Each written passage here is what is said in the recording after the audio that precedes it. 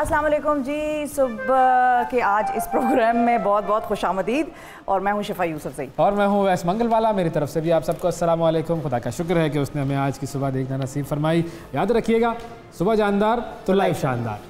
अच्छा, मेरे जहन में एक सवाल है। अच्छा, और वो सवाल मेरा दोनों हजरात से है जी। हेड मिस्ट्रेस साहिबा सवाल लेकर बखिदमत जनाब। हेड मिस्ट्रेस साहिबा पहले फिर हाजिरी लगा लें। हाजिरी लगा लें। प्रेजेंट हेड मिस्ट्रेस तो यहाँ पर हुआ करेगा ना, ऐसे वो होंगी मैं हेड मिस्ट्रेस। लेकिन अभी इस वक्त तो मेरे जहन में एक सवाल है जी, सवाल। वो ये है कि हमें बड़ा शौक होता है मशवरे देने का और लेने का। आपको तो बहुत ही है।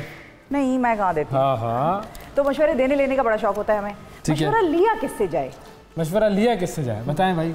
को आप सफर पर निकल रहे हैं, ठीक है, आप एक किसी सफर पर निकल रहे हैं, जिंदगी का कोई भी मशवरा ले, वो जिंदगी का मामले कोई मैं सफर की उससे तशरीह दे रही हूं, जिंदगी में कोई सफर तय करना है। मुझे तो ये लगता है कि मशवरा उन लोगों से लिया जाना चाहिए जिनका एक्सपीरियंस ज्यादा हो, एक्सपोजर ज्यादा हो। चलो, ये बड़ा अच्छा पॉइंट है। सही है, जबरदस्त। आप बताएं। मैं ये कहता हूँ कि मशवरा उससे लिया जाना चाहिए जो खैर खा हो। अच्छा, ठीक है, ठीक है। अब बताएं। हमारे पास नाज़रीन दो ऑप्शन कितने नंबर आए हमारे? Miss please. ये दो ऑप्शन आ गए। मेरा वाला मेरी जो जहन में जवाब आया इस सवाल का, वो ये है कि किसी सफर पर आप निकल रहे हैं तो मशवरा उससे लें जिसने घर से कदम बाहर निकाला हो। जो घर से बाहर ही ना निकला हो, जो कि मेरे मुताबिक ज़ौक़ से ज़रा ज़्यादा करीब है मेरी एक्सप्लेनेशन, कि जिसने अगर उस सफ़र में कदम नहीं रखा, अमली तौर पर उस चीज़ को एक्सपीरियंस नहीं किया, तो वो आपको कभी सही मशवरा देने के अहल नहीं हो सकता। लेकिन अगर वो शख्स जो कि घर से बाहर निकला है वो आपका खैर खा नहीं है तो फिर नहीं, वो आपको मांगेंगे ना मशवरा। हाँ, तो मांगा आपने, लेकिन वो खैर खा नहीं था। वो तो आप कैसे पता चलेगा? नियतें नहीं पहचान सकते ना आप। मेरे दो दोस्त हैं, उनमें से एक से मशवरा मैंने दोनों से मांगा, लेकिन अब मैं किसकी तरफ ज़्यादा एतबार करूंगी उसके बारे में जिसने कदम बाहर निकाला और वो निकला और उसका कुछ एक्सपीरियंस है। जो घर में बैठा रहेगा, चाहे वो कितना खैर खा हो, मशवरा वो भी ठीक नहीं दे सकेगा। उसकी वजह ये है कि उसको वो इल्म नहीं मौजूद होगा उसके पास कि जिसका मशवरा इल्म वाले से लिया जाए। जी, इल्म वाले से, एक्सपीरियंस वाले से, इल्म और एक्सपीरियंस, कोई जो तजर्बे वाले से। थैंक यू जी, गुड। ये आपने हमें अच्छा मशवरा दिया। अच्छा मैं आप लोगों के लिए लाती रहा करूंगी। इसी तरह के मशवरे हम आपको भी देंगे जी। याद रखिएगा, सुबह जानदार लाइफ शानदार। ये है पाकिस्तान मॉर्निंग्स।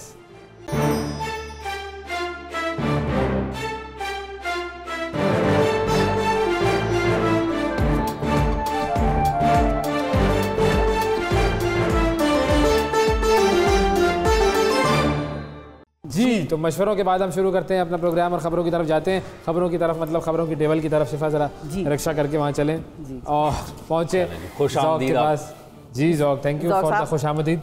बताइए। खुशामदीद, वेलकम बैक जी। Thank you very much. क्या है खबरों की पटारी में आज? क्या है आज? सबसे पहले जिस शहर में आप खड़े हैं, जिस सूबे में आप मौजूद हैं, पंजाब, लाहौर, वज़ीर आला कौन होगा, इसकी खबर है। और मरियम नवाज साहिबा ने एक प्रेस कॉन्फ्रेंस की। ओहदा संभालने के लिए उनकी भरपूर तैयारियां हैं। उन्होंने प्रेस कॉन्फ्रेंस में अपने आइंदा के लाहेअमल के हवाले से कल वेरी गुड उन्होंने ऐलान क्या किया है भाई? कोई ऐलान किया है? उन्होंने कहा कि उन्होंने जाती उम्रा में ये पार्लिमानी पार्टी का इजलास बुलाया। फिर उसके अंदर 217 से ज्यादा अरकान सूबाई असम्बली की शिरकत थी। ये नंबर वाजे किया गया कि हम हो गया भाई 217 आ गया है। बिल्कुल। और इजलास से उन्होंने तरजीहात के हवाले से बताया कि 5 साल में पंजाब में 5 IT सेंटर बनाएंगे, marriage, birth, property, death certificates घरों की दहलीज पर देंगे। महफूज पंजाब भी उनके लिए एक अहम मंसूबा है। ये बात भी उन्होंने बताई। ये तीनों जो ये मंसूबे हैं, अहम मंसूबे हैं। ज़ाहिर है IT सेंटर्स हम सब जानते हैं, हम अपने प्रोग्राम में भी बात करते रहे हैं कि पाकिस्तान की जो IT एक्सपोर्ट्स हैं उनको बढ़ना चाहिए। IT सेंटर्स होंगे, IT वाले फैसिलिटेट होंगे, अच्छी बात है। फिर क्या था दूसरा? मैरिज, बर्थ वगैरह सर्टिफिकेट आपको जाना नहीं पड़ेगा, लाइनें लगती हैं नादरा ऑफिस वगैरह वगैरह मुख्तलिफ जगहों पे। मोबाइल वैन्स होंगी, मोबाइल वैन जो मैकेनिज्म के आप घर डिलीवर कर सकते हैं, आप थोड़े चार्जेस ज्यादा रख सकते हैं जो लोग दे सकते हैं। लेकिन ये लेकिन अच्छा यही चाहिए। उसकी वजह से ये कि वो उन विंडोज पर जहाँ पर ये मिलते हैं वहाँ पर रश कम हो जाएगा और लोगों को आसानी भी हो जाएगी। और तीसरा क्या था? महफूज Punjab, safe city, safety, security. और फिर इसके अलावा अब इनके जो इत्तेहादी हैं पीपल्स पार्टी वाले, उन्होंने भी अपनी भाग दौड़ तेज कर दी है क्योंकि गवर्नर क्या भाग दौड़ उनकी? गवर्नर लाना तो गवर्नर तो आ ही जाएगा, कोई बन जाएगा क्या? वो इनको लेकिन देखे ना, हुकूमत होगी नून लीग की, पीपल्स पार्टी और गवर्नर होगा पीपल्स पार्टी का। हाँ तो ठीक है, क्या हुआ? आईनी ओहदों पर नामजदगी पीपल्स पार्टी की क़यादत की मुशावरत हुई है। चेयरमैन सेनेट के लिए रजा रब्बानी, यूसुफ रजा गिलानी और शहरी रहमान के नाम तजवीज़ हुए हैं। 3 नाम इंटरेस्टिंग। भाई किसको बनाएं? किस चीज़ का? चेयरमैन सेनेट के लिए रजा रब्बानी, यूसुफ रजा गिलानी, शहरी रहमान, तीन में से कौन चूज करें भाई? शहरी रहमान। चलो भाई शहरी रहमान। रजा रब्बानी साहब पहले इस किस्म के एक ओहदे पे रह चुके हैं। बिल्कुल। और गिलानी साहब जो है वो तो, और फिर यूसुफ रजा गिलानी वो वजीर आजम रह चुके हैं। तो लेट्स ट्राई। नाअहल भी हुए, फिर अहल हुए, फिर सेनेट में आए, तो बस ठीक है शहरी रहमान। ठीक है, चलो। डिप्टी स्पीकर कौमी असेंबली के लिए शाज़िया मरी का नाम ज़ेरे-गौर है। और कोई चॉइस है? डिप्टी स्पीकर अभी यही नाम है हमारे पास। फिर एक ही है तो फिर ठीक है, इनको बना दे। ठीक है, बना दे चले। गवर्नर खैबर पख्तूनख्वा के लिए फैसल करीम कुंडी के नाम पर गौर। अरे अच्छा, गुड, चलो सही है, ठीक है। भूल न जाना भाई। हाँ। गवर्नर पंजाब के लिए 3 नाम, मखदूम अहमद खान, कमर जमान कायरा और नदीम अफजल चंद। अब बताएं मुख्तारिया क्या होगा? अच्छा भाई, मखदूम अहमद महमूद, कमर जमान कायरा, नदीम अफजल चंद। अच्छा, इंटरेस्टिंग चीज आपने देखी है, पगम कर लो। हाँ। मैं ये सोच रही हूँ कि अभी आपने कुछ नाम बताए, वो अपनी कंस्टिट्यूएंसीज हारे हैं।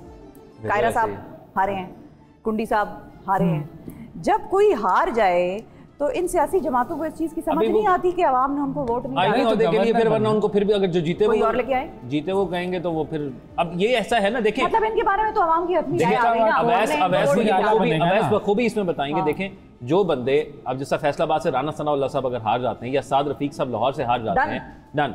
लेकिन वो सियासी जमातें उनको किसी और हल्के से लड़ाकर अपने साथ रख, वो भी होगा। अभी तो कुछ हल्के इस तरह के आएंगे, अगर वो जीत जाए तो आए। मैं तो ये बात कर रही हूं, वो आईनी ओहदे वाले तो वो होते हैं ना जो एक्स्ट्रा ओहदे, जैसे वजीर आला बनेगा तो मैं वैसे ही कह रही हूँ कि इनके बारे में हथवी राय आवाम की आ गई है। अगर हमने उस मैसेजिंग को पढ़ना होता या समझना होता, कभी हमने वोट के प्रोसेस को, वोट की ताकत को अहमियत दी होती, या कभी हमने ये इसका सारे आइडिया का पीछे बैकग्राउंड क्या होना चाहिए और क्यों लोग वोट करते हैं, क्यों आवाम को ऑप्शंस दिए जाते हैं 5, 7, 10 लोगों के, और फिर वो कहे कि ये मुझे लगता है कि ठीक है। उसमें बहुत सारे जीते हैं, सेकंड आती है जमातें, थर्ड आती हैं। तो ये सेकंड थर्ड आए होंगे ना, तो बहुत सारे लोगों की चॉइस तो है। ये कुछ वोट तो इन्होंने भी लिए ना। कैसा कवर हमारे स्कूल में एक होता था लेम वर्ड होता था ना, lame excuses. हाँ, please do not give lame excuses when you are absent. मैं तो वो बात नहीं कर रही हूँ, लेकिन अवैस को जो इस हुकूमत के अंदर कोई ओहदा जरूर मिलता है। हमारी बड़ी अच्छी सलाम दुआ है कायरा साहब से भी, कुंडी साहब से भी। मेरा कहने का मकसद ये है कि बहुत सारी जगहों पर जब हम आवाम ने किसी को रिजेक्ट किया और हमने उसको एक्सेप्ट किया या हमने उसको ला के कहीं बिठाया ना,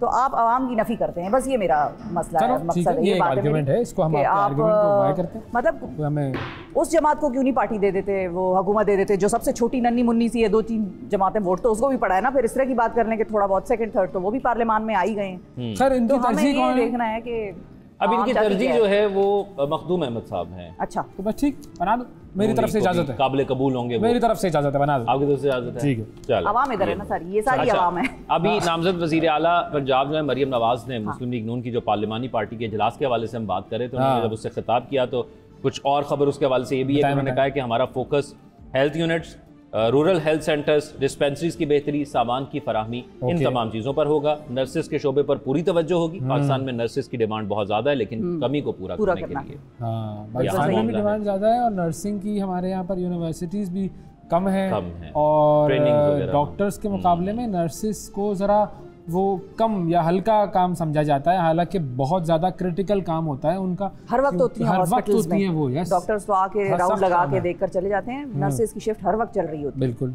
अच्छा, एयर एम्बुलेंस का भी उन्होंने ऐलान किया भाई कि हमारे पास एयर एम्बुलेंस नहीं है, और उन्होंने कहा कि हम एयर एम्बुलेंस लेकर आएंगे। तो पंजाब में जल्द एयर एम्बुलेंस सर्विस के साथ मोटरवेज पर रेस्क्यू 1122 एम्बुलेंस सर्विस भी शुरू की जाएगी। तो ये अच्छा है भाई, एयर एम्बुलेंस पसंद आया मुझे। बिल्कुल ऐसे ही। और फिर इसके अलावा उन्होंने कहा कि हुकूमत और जमात की सतह पर हम तरजीहात का रोड मैप मुरतब कर लिया, वो तो वगैरह सारी बातें होंगी। बिल्कुल उस तरह की लुब्बे-लुबाब था कि ये, और ये जो अहम फोकस था वो सेहत। भाई हेल्थ इंपॉर्टेंट है, हेल्थ इज वेल्थ, आपने नहीं सुना? बिल्कुल ऐसे। जान है तो जहान है, हेल्थ इज वेल्थ। जरा बात कर लेते हैं, इतना अंग्रेजी में बचपन स्कूलों में पढ़ा था हमने, हेल्थ इज वेल्थ। अच्छा, इस पर होना चाहिए काम। बिल्कुल होना चाहिए। यार ये वर्ड मुझे पसंद आया। अच्छा, रिदम देखें इन दोनों वर्ड्स के अंदर, ओबेललो और ओगटलो, दोनों का रिदम भी है। और वाकई, और एक और चीज़ अभी मेरे जहन में आई कि प्लीज़ कोई मतलब पश्तो बोलने वाले ये ना समझे कि मैं मजाक उड़ा रहा हूँ। वो एक तो मेरा स्टाइल ज़रा फन लविंग, वो ऐसा है, एक प्यार का इजहार है अवैस की जानिब से। वाकई आप देखें कि आप रिदम देखें इन अल्फाज का, और राइमिंग देखें इन अल्फाज की। बिल्कुल ऐसी है। तो ये है, और हमें सीखनी चाहिए, हमें अपनी तमाम ज़बानें भाई। नहीं, लेकिन मैं तो नहीं सिखाऊंगी इनको, मैं इनको पश्तो नहीं सिखाऊंगी। फिर ये इधर उधर मीटिंग्स में मेरे साथ जाते हैं, कई मुलाकातें होती हैं हमारी, तो फिर मेरी पश्तूनों से जो डिस्कशन होती है वो फिर ये समझ जाएंगे हर चीज़। खैर, डिस्कशन आजकल एक हो रही है, बड़ी ज़बरदस्त डिस्कशन चल रही है, फड्डा चल रहा है, एक्स खुल नहीं रहा मेरा, मैं मोबाइल रीस्टार्ट कर करके थक गया, ऐप मैंने रीइंस्टॉल कर ली, लेकिन नहीं भाई ट्विटर नहीं चल के दे रहा। ये मेरी आप दोनों से गुजारिश है कि बहुत लोग कहते हैं कि आप लोग ये आवाज़ बुलंद करें, मीडिया पर जाकर बताएं कि ये एप्लीकेशन क्यों नहीं चल रही, हम यूज़ करते हैं। हाँ, इलॉन मस्क का कोई मसला है, वो ख़राब कर दिया उसने, ट्विटर चलाने में कुछ गड़बड़ हुई है, उसकी टीम सही कर रही है। इलॉन मस्क का कोई मसला है जिसपे हमारे यहाँ सिंध हाई कोर्ट में मुकदमे चल रहे हैं, अंदाजा लगाएं आप, देखें।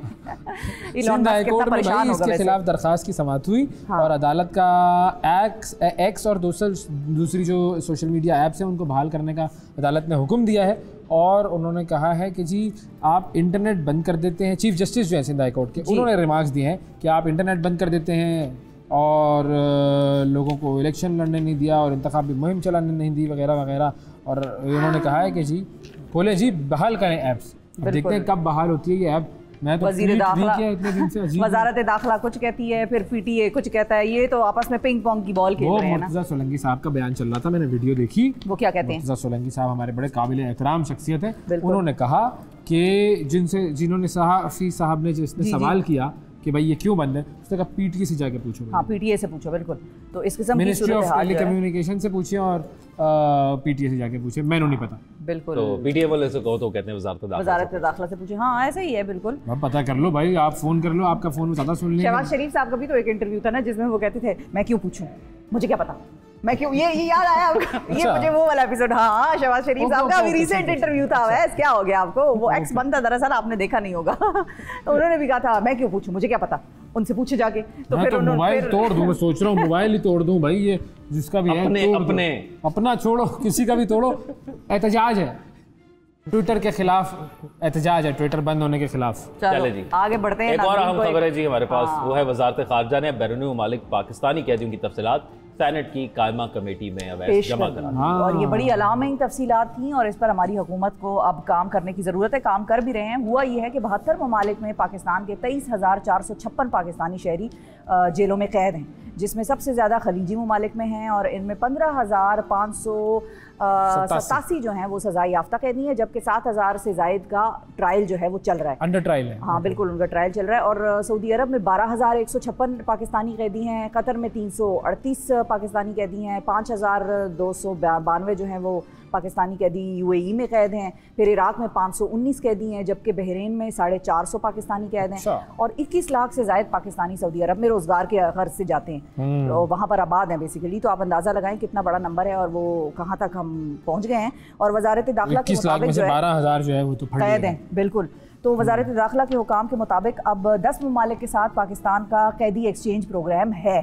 तो अब ये बात की जा रही है कि उन ममालिक में आज़रबाईजान शामिल है, ईरान, चाइना, जनूबी कोरिया, श्रीलंका, सऊदी अरब, थाईलैंड, बरतानिया, यूएई वगैरह शामिल हैं। तो इनसे आप बात करें और बिल्कुल, और उसमें ये होगा, ये वो प्रोग्राम इनको अलाउ करता है कि वहाँ पर किसी जुर्म में कैद जो भी कैदी है वो यहाँ आकर कम से कम अपने लोगों से के दरमियान रहकर अपनी सज़ा जो है वो मुकम्मल करे। और यहाँ पर ज़ाहिर है फिर उसके घर वालों को, उसके अजीज़ व अक़ारिब को मिलने की भी मौका मिलेगा।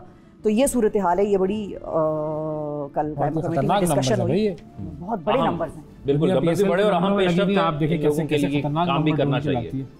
अब आगे बढ़ेंगे जी, की बात भाई। एक और अहम मामला जो कि पाकिस्तान में इस वक्त मौसम के हवाले से है, और वो है मुल्क के बालाई इलाकों में शदीद बर्फबारी है, कई मकामात पर रास्ते ब्लॉक हैं, निज़ाम ज़िंदगी मफलूज है, कराक्रम हाईवे लैंडस्लाइडिंग के बायस 9 मकामात पर बंद है। ये वहाँ जाना चाहिए अभी या नहीं जाना चाहिए? मैं यही दरखास्त मैं लोगों से मंचलों से कर रही थी। आपसे पीछे के ये मनाजिर जरा देख लेना। ओहो भाई, बेहतरीन, खूबसूरत। वाह भाई वाह।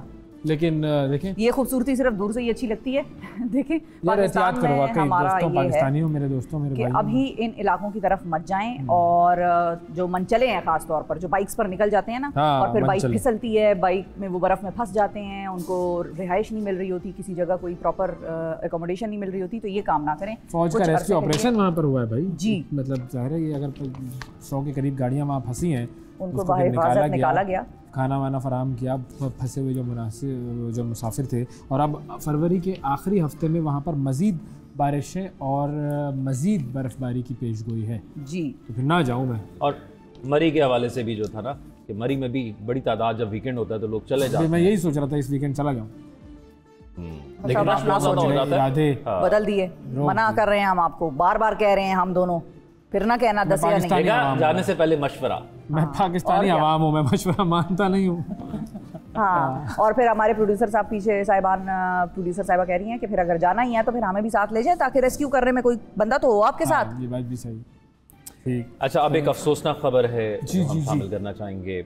मारूफ सहाफ़ी और कॉलम निगार नज़ीर नाजी साहब बिल्कुल उनका इंतकाल हो गया जी। लाहौर के अस्पताल में वो ज़ेर इलाज थे और निगरान वज़ीर आला पंजाब जनाब मोहसिन नकवी साहब ने भी उनके इंतकाल पर दुख और अफसोस का इज़हार किया। सोगवार ख़ानदान से दिली हमदर्दी और इज़हार ताज़ियत भी किया और उनकी सहाफ़ी खिदमत जो सहाफ़ती खिदमत थी उन पर तो सारी कौम की तरफ से उनको खिराज तहसीन पेश किया जाना चाहिए। उनकी खिदमत को हमेशा याद रखा जाएगा और अल्लाह ताला से दुआ है कि अल्लाह ताला उनकी रूह को जवार रहमत में जगह दे और उनके जो घर वाले हैं उन्हें सब्र जमील अता फरमाए। मतलब पाकिस्तानी सहाफ़त के लिए एक बहुत बड़ा लॉस है। वो उस्ताद थे बहुत से लोगों के लिए जी। हम नहीं भी मिले उनसे, लेकिन हमने उनकी तहरीरों से, उनकी लिखाई से, तहरीरों से आपको पता लगता है कि इंसान कितना डीप है, क्या उसके नज़रियात हैं। बहुत सारे लोगों को हम पढ़ते हैं और बिल्कुल, और वैसे इसमें एक चीज़ ये भी होती है कि पुराने लोग हैं या जो सीनियर्स होते हैं हमारे, अक्सर वो लिखते तो हमेशा से ही रहे हैं, लेकिन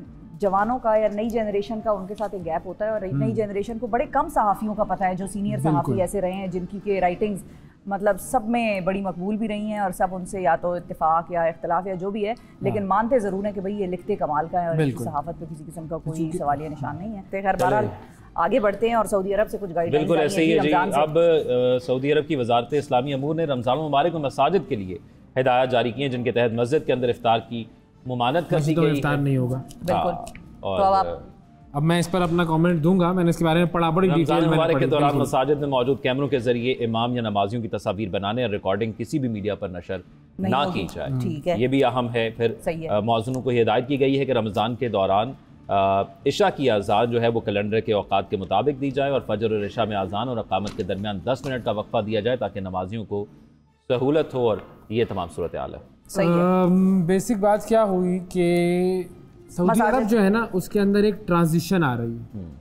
सऊदी अरब में कॉन्सर्ट्स हो रहे हैं, रेसलिंग्स हो रही हैं, फिल्मों की नुमाइशें हो रही हैं, सिनेमा हो रहा है, लिकर स्टोर्स बड़े भाई पहला लिकर स्टोर वहाँ पे खुला है। पहले पाबंदी होती थी जी। पहले हाँ, ये भी मैं आपको बता दूं कि पहले वक्तों में इवन डिप्लोमेट्स भी बाहर से अपने साथ नहीं ला सकते थे अगर उन्होंने लिकर का इस्तेमाल करना होता था या उन्होंने ये एक्टिविटी करनी होती थी, तो ये साथ वाले मुमालिक जाते थे बाय रोड। तो अब सऊदी अरब ये सारी चीजें ओपन कर रहा है। सऊदी अरब की सोसाइटी ट्रांजिशन कर रही है और नौजवान वहाँ पे इस पे बड़े खुश हैं जी। लेकिन हो क्या रहा है, सऊदी अरब की जो हुकूमत है उसके बारे में मुख्तलिफ मैंने आर्टिकल्स पढ़े, मुख्तलिफ एनालिसिस पढ़े। वो अपने मुल्क में जो रिलीजियस जो एक अम्ब्रेला है उसको कम कर रहे हैं। एक छाप है मस्जिदों से लोगों को कुरान की तालीम के हवाले से उनके बहुत सारे कवानीन ऐसे आ गए हैं, बहुत सारी चीज़ें ऐसी हैं। आप कवानीन को थोड़ा सा एनालाइज़ कीजिए, आपको अंदाज़ा हो जाएगा कि वहाँ पर रिलीजन का जो इन्फ्लुएंस है वो कम करने की कोशिश की जा रही है। Over a period of time ये कम होगा। तो बस अब आप खुद सोच लें दुनिया किस तरफ जा रही है, मुसलमान किस तरफ जा रही हैं और क्या होने जा रहा है। बहरहाल खैर यहाँ पर तो ये है कि जो अफ्तार है वो अंदर नहीं होगा मस्जिद के, वो बाहर वाले जी जी जी जी वो है। मतलब ये तो है कि बाहर होगा, लेकिन मसाजिद के अंदर अफ्तार होता है हर जगह पर, सारी दुनिया में। बहुत सारी ऐसी चीज़ें इन्होंने की हुई हैं जो कि प्रॉब्लमेटिक हैं और आगे जाके मजीद प्रॉब्लमेटिक होगी। लेकिन यहाँ पर ये भी ये कहते हैं कि भाई वहाँ पर गंद मचाते हैं लोग और फौरन लोगों ने तवाफ शुरू करना होता है, नमाज़ें पढ़नी होती हैं। कितनी मरतबा खाना काबा के अंदर जाकर देखा है कि किस तरह अफ्तार होता है और कैसे यूँ सफाई होती है। फ़ौरन हर चीज़ होती है, बहाना तो कोई ना कोई चाहिए होता है ना, कोई ना कोई चीज़ हो रही, भाई सफाई नहीं हो रही, लेकिन बैक ऑफ द माइंड जो चीज़ चल रही है वो ये चल रही है। एक उनसियत होती है ना लोगों की, एक माहौल होता है, एक फील होता है, वो ख़त्म हो रहा है। मैं आपको बता रहा हूँ ये पूरा एक माहौल बन रहा है जो कि ख़तरनाक हद तक तशवीशनाक है। बिल्कुल ये आंखें खोलने की ज़रूरत है हमें इस चीज़ के हवाले से। बहरहाल आगे बढ़ते हैं। कराची के हवाले से भी जी हमें आंखें खोलने की ज़रूरत है। शहर जराइम, क्या लफ्ज़ इस्तेमाल किया है भाई। जराइम का गढ़ बन चुका है कराची। जराइम की तादाद के लिहाज से कराची जो है वो सिंध में सर फहरिस्त है और 2024 के पहले माह में स्ट्रीट क्राइम की 18,000 वारदातें हुई हैं जी। रजब अली साहब हमारे नुमाइंदे कराची से मौजूद हैं, हमें ज्वाइन कर रहे हैं जी। अस्सलाम वालेकुम रजब साहब। वालेकुम अस्सलाम। रजब साहब बताइए, ये जो स्टैटिस्टिक्स आए हैं हमारे सामने कराची के, देखें 18,000 एक महीने के नहीं हैं, ये 2 महीने के मिलाकर तो हो सकते हैं 8,000 समथिंग जो है वो एक महीने में वारदातें रिपोर्ट हुई हैं। जैसा कि अब गुज़िश्ता रोज़ से जो है वो देखा गया है कि एक नई लहर जो एक तरीके से कहा जाए कि स्ट्रीट क्राइम की जो है वो सामने आई है, जिसमें कल एक दिन के अंदर जो है वो डाकुओं की फायरिंग से 4 शहरी जो है वो जहाँ भाग हुए।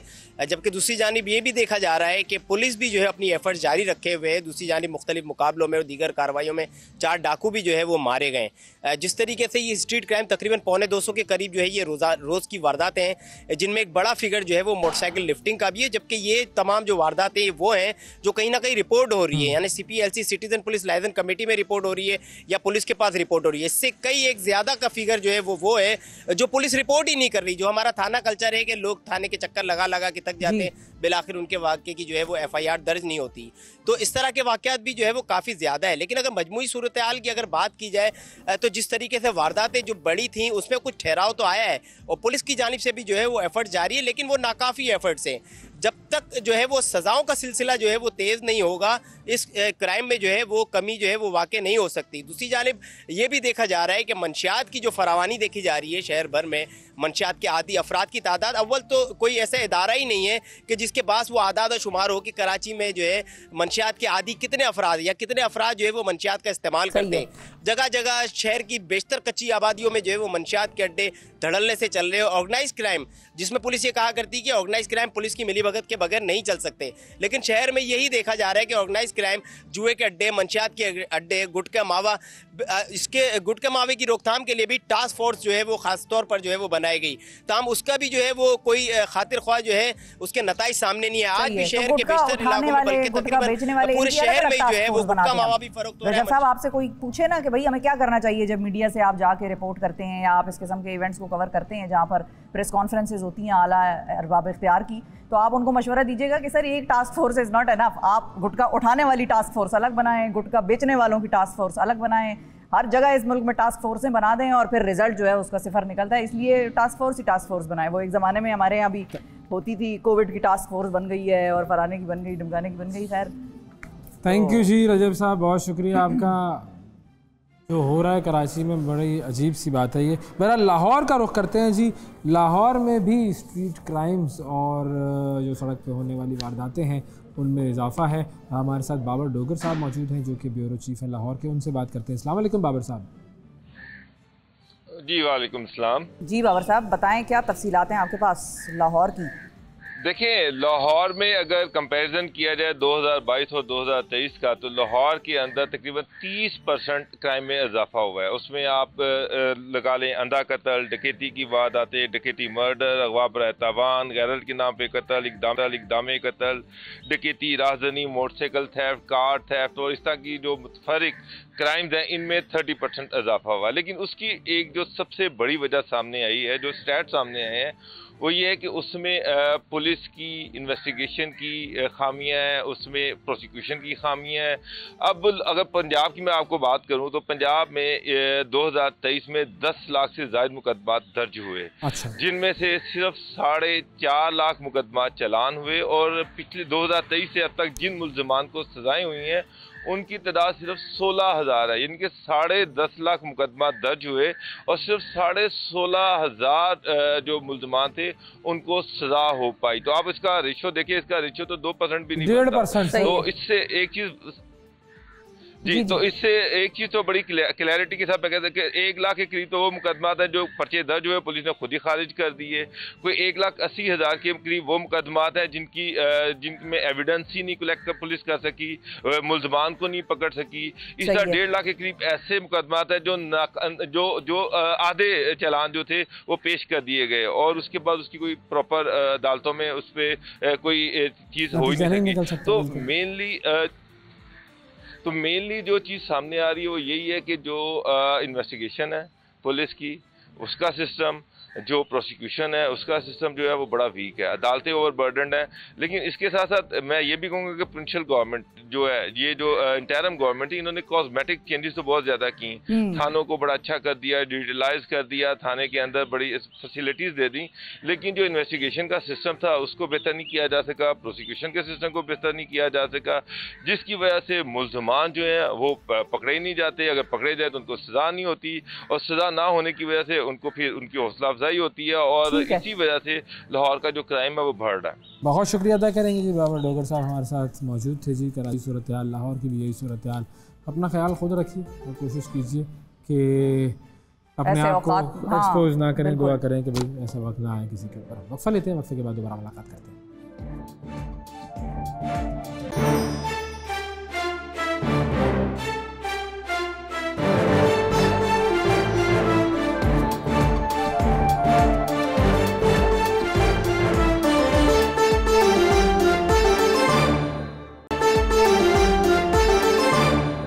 वेलकम बैक जी, वेलकम बैक। अब ज़रा कुछ म्यूज़िकल माहौल बनने वाला है, और म्यूज़िकल माहौल भी ऐसा कि हमारा जो अपना प्यारा सा देसी सा खूबसूरत सा इंस्ट्रूमेंट है वो है तबला, और उस तबले की शानदार परफॉर्मेंस करेंगे। दो शानदार परफॉर्मर हमारे साथ मौजूद हैं, शानदार भी और जानदार भी, क्योंकि हम कहते हैं भाई सुबह शानदार, सुबह जानदार तो लाइव शानदार। बिल्कुल, तो सुबह को जानदार बनाएंगे इनकी परफॉर्मेंस से, और लाइव को शानदार बनाएंगे। बिल्कुल, हमारे साथ रायन जार मौजूद हैं और आइजैक जार मौजूद हैं। ये दोनों वो फेमस पॉपुलर डुओ है भाइयों का कि जिन्होंने तबाही मचा दी जब इन्होंने एक इनका इंटरव्यू आया, और उस इंटरव्यू के बाद तो बस फिर इन्होंने शोहरत की और कामयाबियों की बुलंदियां देखी हैं। लेकिन अल्लाह ताला इनको मजीद कामयाब करे। ये दोनों हैं हमारे साथ, और इनके वालिदैन भी हमारे साथ आज मौजूद हैं, डॉक्टर जार और मायरा साहिबा। अस्सलाम वालेकुम। Okay, very good, very good. Thank you जी, welcome to the show. Thank you very much, बहुत शुक्रिया। सबसे पहले तो ये बताएं कि हुज आइडिया वाज इट? आप भी बता सकती हैं कि ये किसका आइडिया था कि भाई let's go towards tabla? I think it was mine because I was a tabla player myself. ओह अच्छा, लेकिन एक कुछ फैमिलीज में ये भी हमने देखा है कि वालिद कुछ बजाते हैं तो वो कहते हैं नहीं, बच्चों का दूसरा एक आर्ट होना चाहिए या किसी और इंस्ट्रूमेंट की तरफ जाना चाहिए। I think they just fell automatically into it क्योंकि मैं बजाता था और घर में इनके पास वो नर्सरी थी, तो छोटे ही थे तो ये आ गए फिर उसके अंदर। फिर बीच में गैप आया, जब कोविड आया फिर हमने इनको ऑनलाइन टीचर भी दे दिया, फिर वहाँ से ही स्टार्ट किया। तो आपसे क्यों नहीं सीखा इन्होंने tabla? He was a dashboard player. अच्छा। He was a dashboard player, and one day, all of a sudden he decided कि मैंने तबला सीखना है। So he was learning the tabla, और ये अपने पैम्पर्स में ही थे तब, तो इन्होंने फिर पिकअप कर लिया, I guess. They used to sit and play. फिर थोड़े बड़े हुए, then they lost interest. अच्छा। फिर कोविड में स्काइप पे सीखा है इन्होंने। ओह वाह, जबरदस्त। अब इससे देखिए दो चीज़ें मेरे जहन में आ रही हैं, ये कि एक तो जो वालिदैन करेंगे उसका असर बच्चों में आएगा। जी, अगर आप घर में एक माहौल रखें तो वो पॉजिटिव चीज़ें जो भी आप कर रहे होंगे बच्चे ऑटोमेटिकली सीखेंगे। बिल्कुल। पहली चीज़ तो ये। दूसरी चीज़ ये, आपने जो सीखना था वो अपना मुकम्मल कर लिया। जी। तो अब आपका और इनका मुकाबला हो तो कौन जीतेगा? यही जीतेंगे ना। ये तो नौजवान dad, you don't know how to play tabla. अच्छा। हाँ, इनके जो टीचर्स हैं ना वो बड़े एडवांस किस्म के हैं। अच्छा। इस साल they are competing for the Pakistan All Pakistan Music Conference में they are competing, now they're ready. Very prestigious event, बिल्कुल। वो मैं कभी भी नहीं हो सका, लेकिन बस ये देखें ना, आपसे आगे निकले और आगे निकले। Especially mom ने बहुत मेहनत की है पूरी जिंदगी in basically pampering us and putting everything in the plate for launching us. Yeah, so I think it's her time to finish it. Finish नहीं, but start. Finish तो नहीं, वो तो हमेशा उनकी सपोर्ट तो हमेशा रहती है। Yeah, बिल्कुल। Now it's time that we should. So she's having an exhibition in Dubai. अच्छा। She's a fashion designer. You introduced them, they introduced you. Yeah. So we're gonna market. They actually said this. They said that Mama, you've done so much for us. Now you go ahead and do what you want to do. Great, जबरदस्त। अच्छा मुझे ये बताओ कितना अरसा सीखा? अगर बोला जाए तो शुरू से ही डैड जब जाते थे, जब डैड सीख रहे थे, what was actually happening was that हम बैठ जाते थे उनकी गोद में आके, and we just started playing like, but it was like dum like not the like real tabla, random। फिर हमने सीखना शुरू किया और फिर like 2-3 years में इंटरेस्ट खत्म हो गया, शौक खत्म हो गया। अच्छा। कोविड आया, पता चला कोविड आ चुका है, तो we didn't know what to do, क्योंकि सारा कुछ तो मतलब बंद था, बाहर क्रिकेट भी नहीं खेलने जा सकते थे, ये हो जाए वो हो जाए। तो हमने तबले निकाले, हमने सोचा ओ तबले पड़े में ऊपर, चलो बजा के देखते हैं। एंड देन वहाँ से फिर और जर्नी स्टार्ट हो गई। एग्जैक्टली। ओके, तो अब आपका भी मैं कमेंट लेना चाहूँगा, आप दोनों का मुकाबला हो तो फिर कौन जीतेगा? हम दोनों का मुकाबले में वो जीतेगा जो जिस टाइम पे ज्यादा प्रैक्टिस कर रहा है। जैसे अगर मैं इस टाइम पे अभी ज्यादा प्रैक्टिस कर रहा हूँ अच्छा, तो मैं जीतूंगा। अगर कल ये कह रहा है तो ये जीत जाएगा। So doesn't make a difference. Yeah, but because अब पढ़ाइयाँ भी बहुत मुश्किल हो गई हैं। He is much better. ये बैलेंस कैसे होता है भाई? कितने घंटे पढ़ाई को देते हो और कितने घंटे तबले को? पढ़ने को तो बहुत घंटे देने होते हैं because now as आप grade 9 में आ गए you have to study more. But क्योंकि Isaac has more time and he can practice more. That's why he is much better. Isaac तो वैसे ही आइजक न्यूटन है, तो ये तबले का न्यूटन है भाई। Very good. कौन से मुल्कों को वैसे आप लोगों ने तराने दिए हैं? हमने काफ़ी मुल्कों को तराने दिए हैं, आई थिंक ओवर 15, बिकॉज जिसमें हमारा ये सऊदी अरेबिया और यूएई और ये जो उनके आसपास ममालिक हैं उनको भी हमने प्रेजेंट किया। और हमने बेसिकली किया क्या है that we present the national anthems from the people of Pakistan to the people of that specific country. Very good, as a gift. Okay, तो किसकी तरफ से सबसे ज़्यादा अप्रिसिएशन मिली? UAE वाले जो एम्बेसडर थे उनकी तरफ से बहुत मिले। अच्छा। Germany, they especially they were the ones who requested us to play on their anthem for us. Very good, जबरदस्त। अच्छा, पाकिस्तान में कहाँ पर परफॉर्म किया है?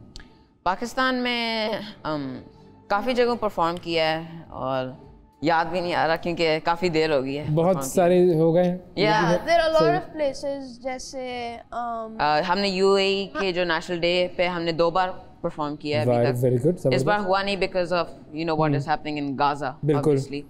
तो वरना फिर हमारा एक्सपीरियंस अभी तक बहुत अच्छा रहा है। ग्रेट। तो भाई फिर हम एक हैं का आगाज करते। क्या बात है भाई, क्या बात है, क्या बात है, जबरदस्त। हम वहाँ रुक नहीं सके एक्चुअली, जब ये स्टार्ट हुई हमने कहा भाई we have to be here. ये बताइए जो आंखों में कम्युनिकेशन होती है while you are into the performance, ये क्या होती है? ये ऑटोमेटिकली होती है। इसमें आप लोग एक दूसरे से क्या कम्युनिकेट कर रहे होते हैं? वो कम्युनिकेशन जो होती है हमारे आंखों के ना। अच्छा। So वरना फिर this is something that automatically happens. अच्छा, आप दोनों में से कोई ज्यादा तेज जा रहा हो या किसी का फ्लो जो है वो दूसरे से मैच ना कर रहा हो तो फिर फॉलो करना होता है एक बंदे को। वो एक बंदे को ऑटोमेटिकली अगले ने कहना क्या कर रहा है, आहिस्ता हो जा। वो we bargain। आंखों की क्या होती है communication? We bargain in that. We basically मतलब we meet somewhere in the middle. अच्छा। बेसिकली वो अगर तेज बजा रहा है मैं कुछ फिलर स्लो सा दे दूंगा, जैसे इफ ही इज प्लेइंग ये कह रहा है मैं पीछे ये दे दूंगा। अच्छा, अब एक चीज मैं चाहूंगा, अब देखिए एक तो ये कि म्यूजिक पीसेस पीछे बजते हैं और आप उसके ऊपर बजाते हैं। मैं चाहूंगा उन म्यूजिक पीसेस के बगैर कोई ऐसी चीज जो आप दोनों बजा सके जिसमें सिर्फ सोलो तबला हो, क्या ऐसा हो सकता है? बिल्कुल हो सकता है। बेसिकली जो मैं आपको बताता हूँ, जो हमारा तबला है वो बेसिकली बहुत अहम किरदार अदा करता है इन द सब कॉन्टिनेंट की जो परकशन इंस्ट्रूमेंट्स ठीक है, बिल्कुल, जो बेसिकली जैसे ड्रम है वैसे ही यहाँ का तबला है। सही। और ढोल है। तो जो तबला है वो बेसिकली इसकी ये पूरी अलग मैथमेटिक्स है। इसकी भी नोटेशंस होती हैं जैसे पियानो की होती है। और जैसे आप गाने में सारे गामा पा धा नी सा करते हैं, इसका धा दिन दिन है। बिल्कुल धा दिन दिन। तो हम आपको, अगर आपकी इजाजत है, हम आपको एक सुनाएंगे एक छोटा सा पीस जो पहले शुरू का एक जो बहुत बेसिक पीस है, बहुत कॉमन है। तीन ताल धा दिन दिन आपको अगर पता है, बट बेसिकली उसका एक कायदा है जिसमें हम आपको डिवीजन दिखाएंगे उसकी। मेरा मतलब मैथमेटिक्स है, पूरी मैथमेटिक्स डिवीजन है, मल्टीप्लिकेशन है लिटरली, और डिफरेंट वेरिएशंस में हम बजाएंगे। इस पे कोई म्यूजिक नहीं चलाएंगे हम, ये सिर्फ सोलो तबला ही होगा। ये बेसिकली बजाया जाता है लहरे के साथ विद 16 बीट या फिर हारमोनियम गाए, तो इसलिए हम पीछे एक दे देते हैं। फिर एक काम ये करते हैं हम कि हमें न्यूज़ की तरफ जाना है, एक न्यूज़ ब्रेक लेते हैं। न्यूज़ ब्रेक ले लेते हैं, उसके बाद आकर जरा लंबी परफॉर्मेंस करते हैं इनके साथ। भाई परफॉर्मेंस डे है आज प्रॉपर, ठीक है जी। तो ब्रेक लेते हैं, ब्रेक के बाद दोबारा मुलाकात करते हैं। आपने कहीं नहीं जाना, पाकिस्तान मॉर्निंग्स हैं आज, तबला मॉर्निंग्स।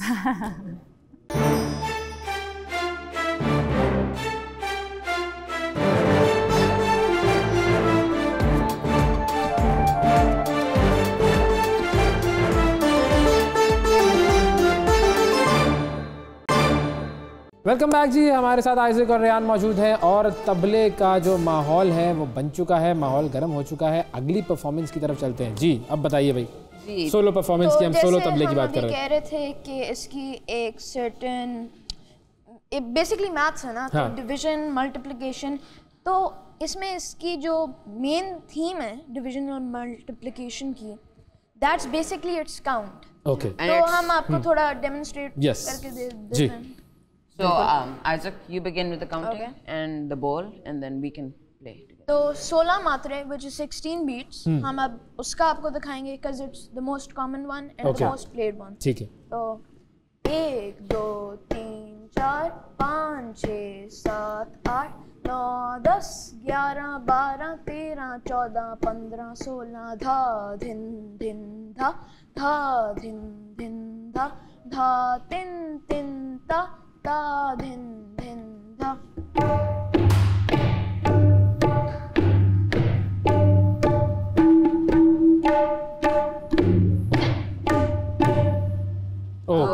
ये इसकी एक बेसिक बीट। ठीक है, बेसिक बीट बन गई। अब इसे हम फर्दर मल्टीप्लाई कर लेंगे। जो इसे अब जैसे ये जो बीट है हमने इसे मल्टीप्लाई कर दिया तो इसका एक 3 ताल सोलो कायदा बन जाएगा। ठीक है, वो क्या होगा? बिल्कुल।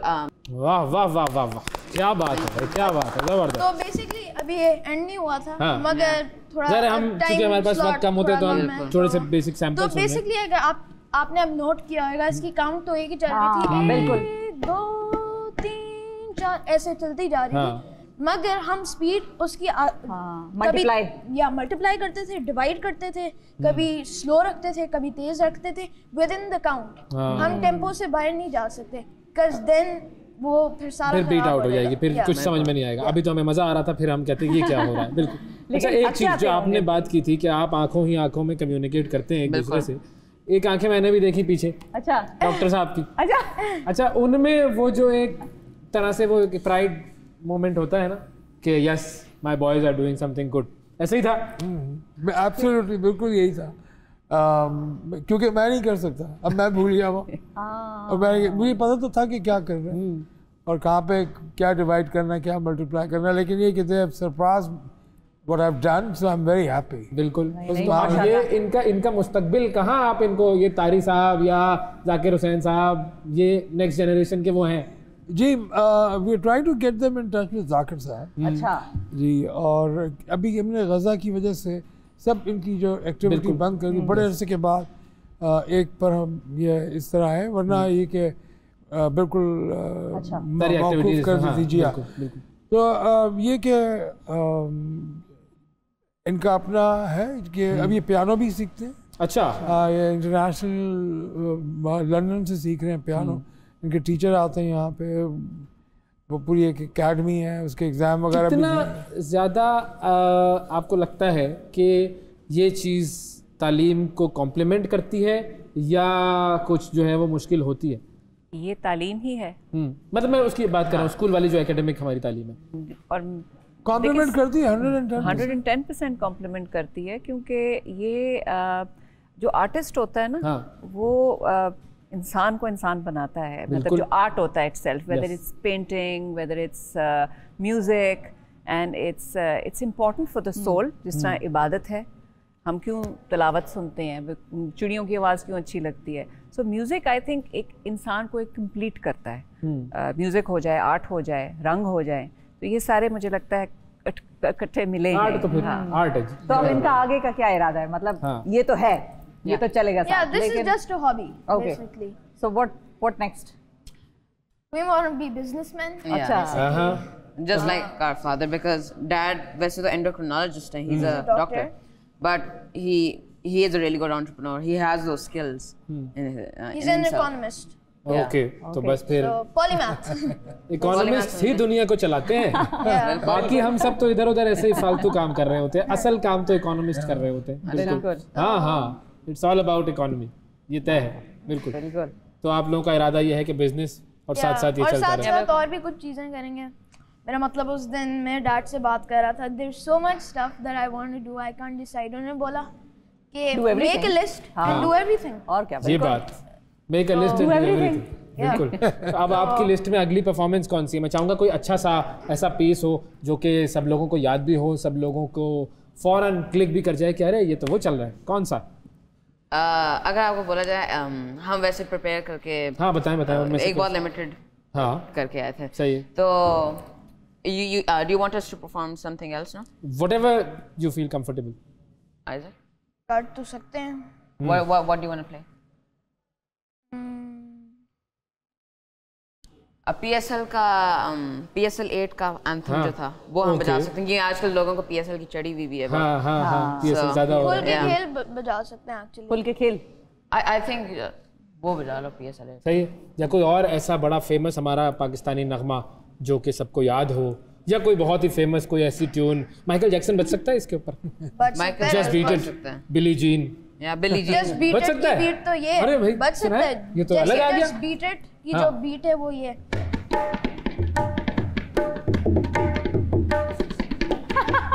तो और जैसे आ गया माइंड में। Yeah, so you can even adjust tabla with anything.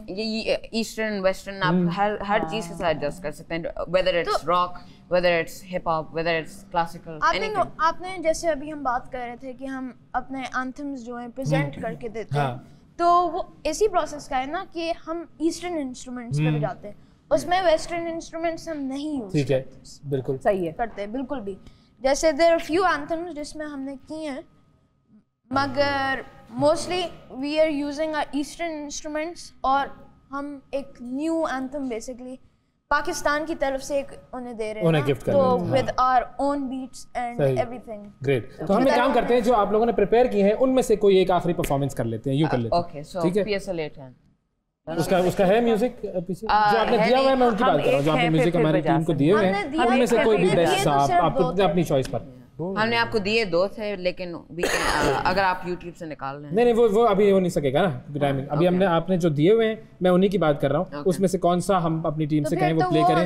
वो सारे हो गए, वो तो सारे हो गए। बस ठीक है, दोनों हो गए वो। चले बस फिर एक मेरे ख्याल में एक कोई ऐसी चीज जो कि आप अपने तौर पर हमें सुना सकें, solo, and then we'll take a break. So हम एक हैं फिर सुना देते हैं, बेशक ये भी हो सकता है, या उसके अलावा कोई और चीज हो जाए, क्योंकि हम एक है तो हमने सुन लिया, हम तो एक हो गए, बिल्कुल हो गए। अब हम कुछ और चाह रहे हैं। ओके, सो हम आपको कुछ चंद बीट्स दिखा देते हैं। ठीक है, हो जाए, रेडी। हम देखेंगे तो कर लो, हम देखेंगे हम भी। आपने वो track I don't think forward नहीं, जो आपको कह दें लगा दें, उसमें तो टाइम लगेगा कि वो ढूंढेंगे, डाउनलोड करेंगे, इट विल टेक टाइम ना, तो इसीलिए कोई सोलो परफॉर्मेंस तबले की वो it's called Kaharwa. Okay, Kaharwa, और it's a really popular beat. ठीक है, और आपने कवालियों में भी ये बहुत अच्छा। ओके, बस फिर हो जाए, आगाज करते हैं।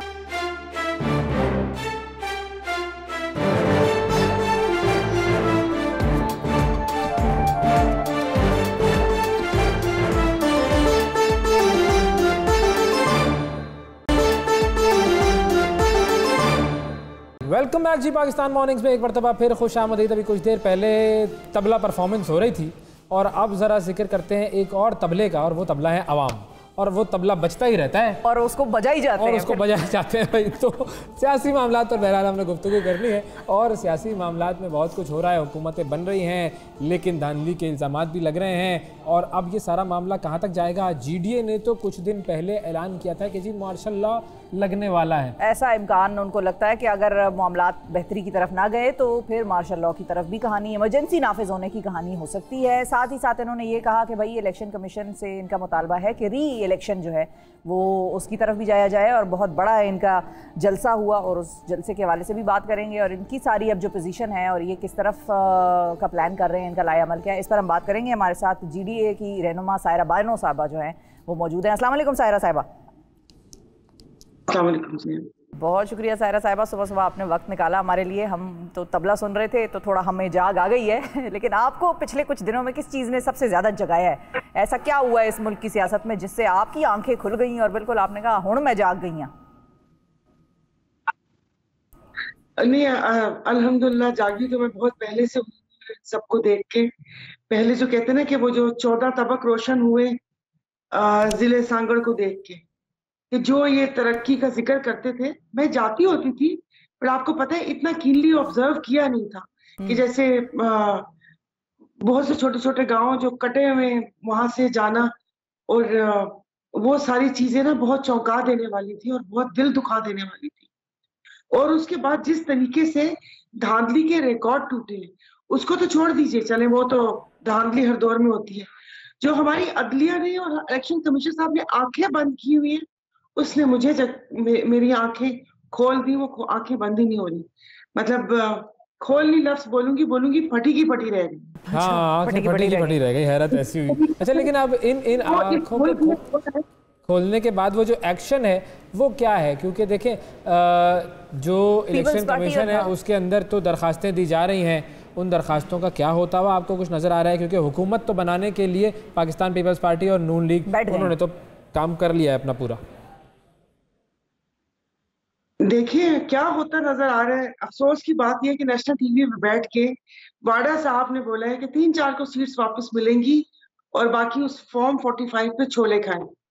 और अक्सर उनकी इस किस्म की बातें सही साबित होती हैं। और अगर हम भी अपने आप में इंसाफ कानून का मयार देखें तो उनकी बात से तो मैं 100% सहमत हूँ कि ऐसे ही होगा। इस चीज को लिंगर ऑन करेंगे, लेकिन ये मुल्क के लिए सही नहीं है। ये जो कहते हैं कि इलेक्शन के बाद माशी इस्तेहकाम आना था और सियासी इस्तेहकाम आना था, फिर उसके लिए तरसते ही रहेंगे, ऐसा कुछ भी नहीं होगा। जाहिर है कोई भी पार्टी है वो अपनी बका की जंग लड़ती है। जिस वक्त राना सनाउल्लाह साहब नारा लगा सकते हैं असेंबली में कि या तुम या हम, और उसके बाद फिर 9 मई का वाकया भी आपने देखा, और उसके बाद आपने एक जमात के ऊपर रोलर घूमते हुए भी देखा है, और सारा कुछ हुआ है। देखिए ये सब कुछ हमें नजर आ रहा है, मगर पता नहीं क्यों समझाने वाले समझ रहे हैं कि शायद हम लोग बच्चे हैं या हम इस चीज को इग्नोर करते हैं मुल्क के वसीतर मुफाद में। तो मुल्क के वसीतर मुफाद ये नहीं है कि वो कुछ पार्टीज का मुफाद हो और उसके ऊपर एक लेबल लगा दिया जाए कि मुल्क के वसीतर मुफाद में। जिस तरीके से इलेक्शन से पहले हुआ, मुल्क को वो कहते हैं ना कि खाना जंगी और अनारकी की तरफ धकेलने का जो था कि आपने एक माह पहले एक जमात से उनका निशान लिया, फिर उसके बाद के हालात आप देखें, और फिर आपने हमारे जो पीर साहब वगैरह उनकी आपने प्रेस कॉन्फ्रेंस भी सुनी होगी यकीनन, जी कि जी ये कर ले तो आपको सीट्स मिल सकती है, वरना जीडीए के सामने 0 लिखा हुआ है। मुझे बताएं वो कौन लोग हैं? वैसे तो हमें पता है और पीर साहब ने उसका जिक्र भी किया था, तो मुझे बताइए कि ये ऐसे होते हैं? ये मुल्क क्या किसी की मंशा के ऊपर चलेगा? ये आप लोगों ने एहतजाज का प्लान बनाया है, जमाते इस्लामी, पीटीआई और जीडीआई, ये जो एक इत्तेहादी एहतजाज होगा, इसका क्या प्लान है? इसका देखिए आप हर फोरम पे करेंगे और आप यकीन नहीं करेंगे, ये एहतजाज का जो भी प्लान था, मैं आपको सच बताती हूँ मेरी तरफ से कि ये अवाम का जो इसमें इसरार था वो ज्यादा था कि इलेक्शन डे के 2nd 3rd डे मेरे फोन आना शुरू हो गए और मेरा वहां से निकलना मुश्किल हो गया कि लोगों ने मुझे कहा कि यदि आप निकलो और आरओ के ऑफिस के सामने भी हम एहतजाज करेंगे, एसी उसके ऑफिस के सामने भी एहतजाज करेंगे, क्योंकि हमारा मैंडेट चोरी हुआ। मैं मतलब लोग तो आके सामने आके मतलब लाखों की तादाद में, मैं आपसे मजाक नहीं कर रही कि हमने आपको वोट दिया है, और बस फिर इसी तरह ही हर हल्के में हुआ। तो सायरा साहब ये जो एहतजाज फिर आप लोग इकट्ठे करेंगे तो पीटीआई तो जैसे एहतजाज में होती है या जिधर एहतजाज करती है उन पे तो लाठियां और मुक्के घूंसे और ये सारी होती है सूरत हाल। तो आप लोगों ने तो इतना कामयाब जलसा वहां पर किया है अभी जो बदीन में, वो इसलिए कर पाए आप लोग के पीटीआई वहां पर नहीं थी। अगर उनके एक लीडर वहां पर होते तो उधर से भी फड़े जान दे, वो जिसको कहते हैं ना फड़े जान गए, वो वाला हो जाता मामला। खवातीन थी और वो नीचे भी लोग पीटीआई के थे, 2-3 झंडे थे पीटीआई के, अगर आप उसको जूम करके देखें तो अब देखिए ना, ये एहतजाज का हक ही नहीं है। ये कौन सा मुल्क है? यहाँ पर हम इसको बोलते हैं जमहूरी, और जमहूरियत की अलमबरदार जमातें वो सीना को भी करती रहती हैं 24 घंटे। कहाँ है जमहूरियत? कि कभी आप 144 लगा देते हैं, कभी ये कर देते हैं। बस अब ये थोड़ा सा इसमें अब इंशाल्लाह ताला नहीं होगा। ट्विटर चल रहा है आपका? नहीं होगा।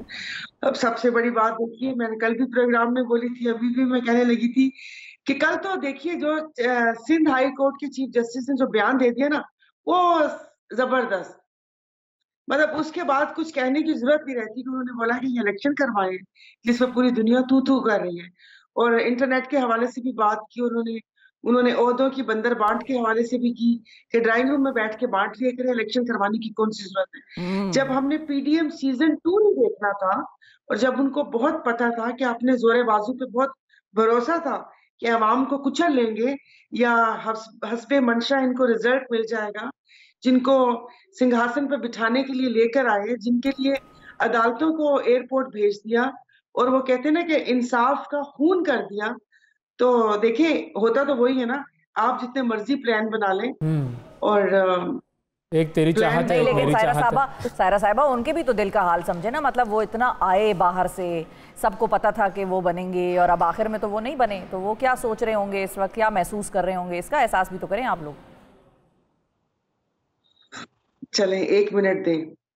तांग ससी दे दिल विच आई कि मैं केच दी मलका थी सा, पुनल मेरा सुल्तान होसी मैं तख्त थे बहिसा, केची आसन लाड परेसन में फुला विच तुलीसा, गुलाम फरीदा नहीं खबर ससी को कि मैं थल विच दफनी सा।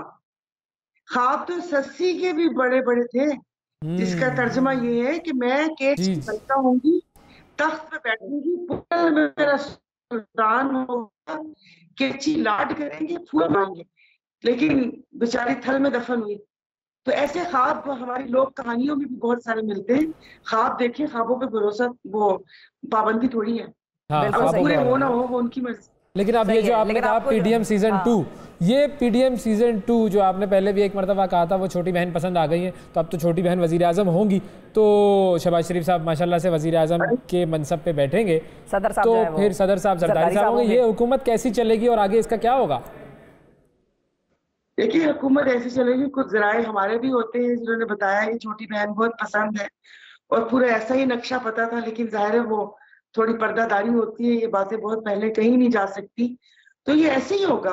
देखिए एमकेएम को 14-15 सीटें दिलाकर एक बैसाखी उस इत्तेहाद में डाल दी, यानी कि वो किसी वक्त भी खींची जा सकती है। हमें वापस से वो सब कुछ देखने को मिल सकता है जो इन लोगों ने किया था। तो ये जमातें जो वो कहते हैं ना पलड़े में छोटे छोटे पार्ट डालते हैं, ये बवक्त जरूरत काम आने के लिए डालते हैं, और यही होगा।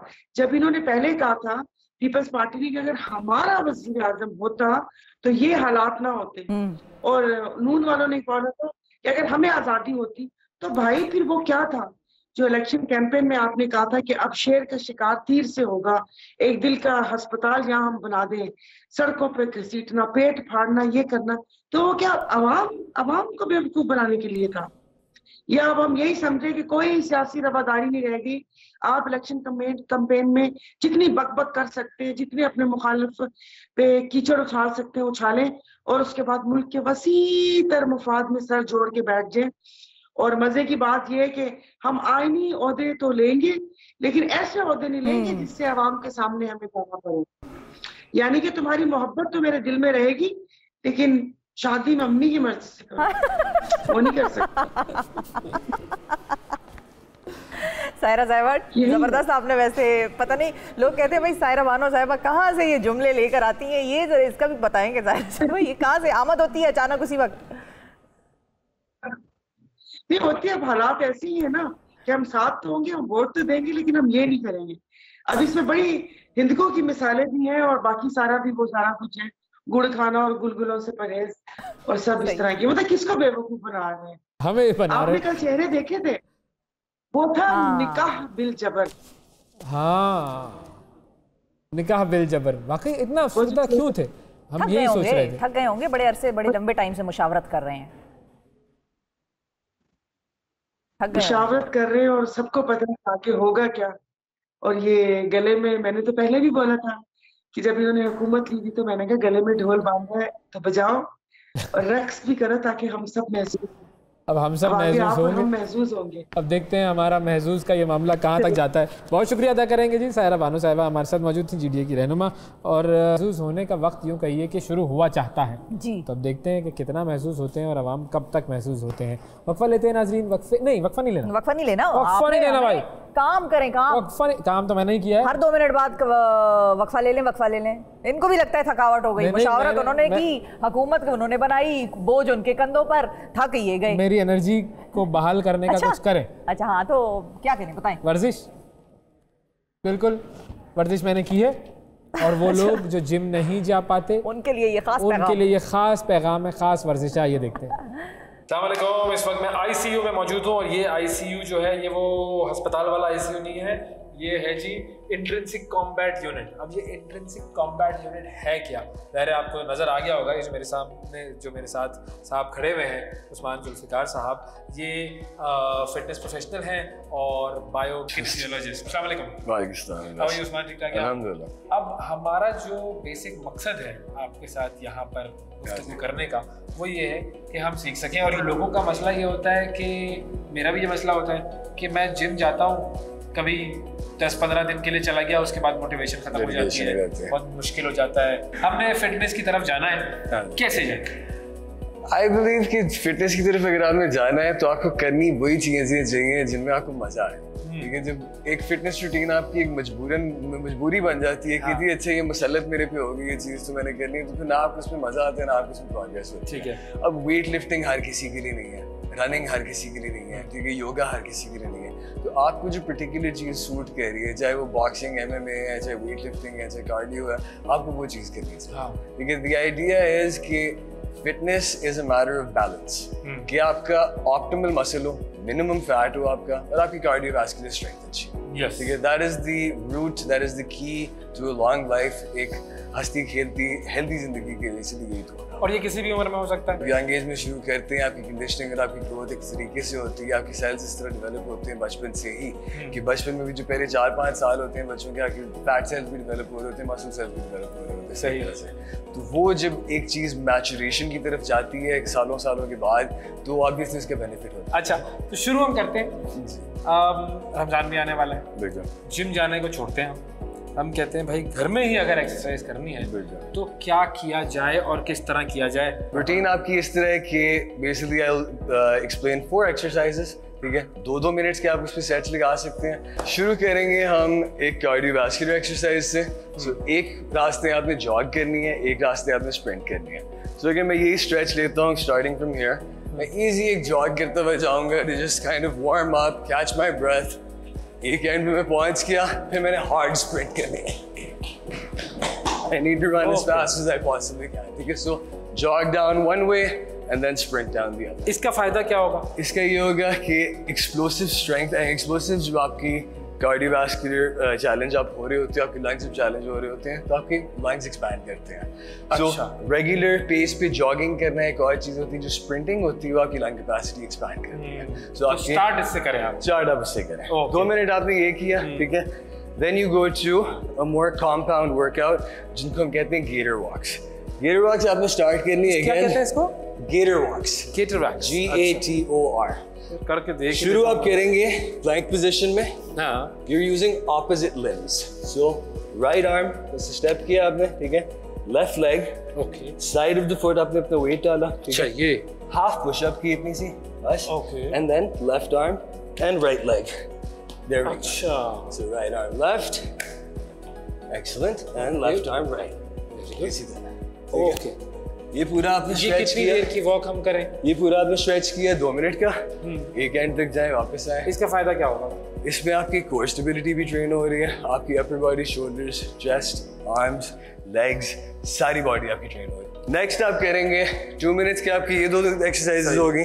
Then you will do we call a frog leap. Frog leap, हाँ जी, शुरुआत करते हो। चाल वो हमें कॉलेज में NCC करते थे ना, तो कोई गलती करते थे तो डज्जू चाल मुर्गा बना ऐसे करके ना, वो इस तरह कुछ चलाएंगे, इसी तरह का बेसिकली।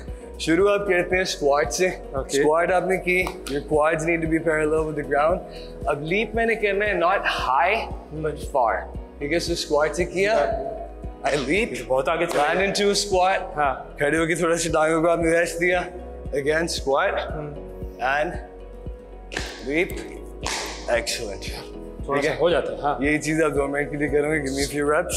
चलो, ये मैंने दिया, and far, excellent, खड़े हो जाए। अच्छा, थोड़ा सी टांगों को रेस्ट मिल जाते हैं, तब टेंशन में रहते हो, ठीक है। And again. इसके बाद हमने एक्सीलेंट, ठीक है। ये थोड़ी देर में तो हिल जाएंगी टांगे, आगे फारिग हो जाती है। अभी वही बात है, 2 मिनट का मैं कह रहा हूँ, आप 1 मिनट करें, 45 सेकंड्स करें, जहाँ से आप स्टार्ट कर सकते हो कि सारी चीजें आप सस्टेनेबली कर सको। लास्ट आप एक्सरसाइज करेंगे, out of these 4 you will do what we call a shoulder tap. Shoulder tap. Shoulder tap. This is more of a core stability and upper body exercise. So आप plank में गए, ठीक है? All you're doing is body आपने इस तरह turn नहीं करनी, अच्छा, straight रखनी है, right arm to the left shoulder, left hand to the right, right to left, left to right. ये कर सकेगा हर आदमी आसानी से? ये तो मेरे ख्याल में नहीं कर सकेंगे, शुरू में नहीं कर सकेंगे। हाँ। लेकिन उसकी वही बात है कि आप अगर 2 मिनट नहीं कर सकते, आप 1 मिनट करो, 1 नहीं कर सकते बेशक 30 सेकंड करो। ग्रेजुअली एंड स्लोली आपकी बात डेवलप होती रहेगी। इसमें तो मुझे लग रहा है कि एक हाथ के ऊपर बहुत ज्यादा स्ट्रेंथ पड़ रही है। उसमें इजी उसकी वर्जन थोड़ी सी ये है कि अगर आपसे सारा वेट अपने पैरों पे नहीं उठाया जा रहा, आप नीज पे आ जाए। अच्छा, आपका वेट डिवाइड हो गया, ठीक है? नीज पे आप आगे, ये बाकी के तकरीबन 40% आपका वेट जो है कम हो गया यहाँ से, ठीक है? Do again, right to left, left to right. हाँ, ये तो आसान लग रहा है। Left to right. चलो करके देखते हैं। Try again. अच्छा, वो पोजीशन आपकी वही होगी जो plank की होती है, push-up की होती है, exactly. ठीक है, अब ये मैंने कर दिया। Right arm to left. There we go. ये किया मैंने, ये किया। Excellent, बिल्कुल ऐसे। और ये मैं 2 मिनट तक कर लूँ? 2 मिनट तक करें। सही है, perfect. इसको भी आपने 2 मिनट तक किया। बिल्कुल हो गया। और ये आपकी अपर, ये आपकी upper body, shoulder strength, chest and core. Mainly this is a stability exercise जो आपने अपने core को tight करके रखा। ठीक है। Last आपकी exercise है sit-ups. So sit-ups आप इस तरह करेंगे कि किसी चीज में पैर अड़ा लें, कोई आपके पैरों में बेशक खड़ा हो जाए, ठीक है? अब sit-ups और crunches में लोग अक्सर confuse होते हैं। ये जो है this is a crunch. जहाँ मैं ऊपर पूरा नहीं आ रहा, बस मेरे शोल्डर ब्लेड्स जो हैं they're coming off the ground. Sit up आपकी होती है on the other hand. अच्छा, उसमें आपको पूरा ऊपर आना है। बैक मैंने अपनी स्ट्रेट रखनी है, चेस्ट मैंने अपनी निकाल के रखनी है, शोल्डर्स थोड़े से रोल बैक करूंगा, चिन अगर मैं ऊपर रखूंगा मेरा ऑटोमेटिकली पोस्चर बेहतर रहेगा। पीछे तक गए, शोल्डर ब्लेड्स टच किए, exhale on the way up, inhale on the way down, exhale and inhale. Her exercise के बीच में भी ब्रेक लेना है या पूरे सेट के बाद ब्रेक? अगर जरूरत पड़ रही है तो ले लें, ठीक है, लेकिन कोशिश करें ना। 4 एक्सरसाइज खत्म की, 2 मिनट के रेस्ट दिया आपने आपको, स्टार्ट बैक ओवर। ठीक है, उसके आपने 3 सेट्स करने हैं या 4 सेट्स करने हैं, that's completely up to you. और अगर आप रमजान में हैं तो फिर तो ज़ाहिर है उसमें रोजे में तो पानी नहीं पिएंगे, लेकिन अगर रोजा नहीं है तो दरमियान में पानी पी सकते हैं? बिल्कुल, पानी बिल्कुल पीना चाहिए। ये एक मिसकंसेप्शन है कि पानी नहीं पीना चाहिए, कि पेट भर जाता है।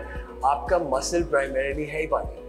आप उसको डिहाइड्रेट करेंगे, आई मीन अगर आप लेट्स से चेस्ट कर रहे हो और आपकी टांग में क्रैम्प पड़ गया, दैट जस्ट सेज क्या कि जिस्म में पानी कम है। हम जनरली पानी हम बहुत कम पीते हैं, सिप सिप करते हुए पीते हैं। हाँ, ये नहीं कि पूरे लीटर पी लिया है कि गो में, लेकिन सिप सिप करके करें। इन 1 घंटे की 1.5 घंटे की वर्कआउट आपके लीटर 1.5 लीटर चला जाए, वो आम बात होनी चाहिए, क्योंकि the body needs water to actually grow. तो उसको देते हैं, ठीक है। तो ये हमारा फर्स्ट लेसन कंप्लीट हो गया है। सेकंड लेसन में हम दोबारा फिर मिलेंगे उस्मान से, ठीक है उस्मान? Thank you.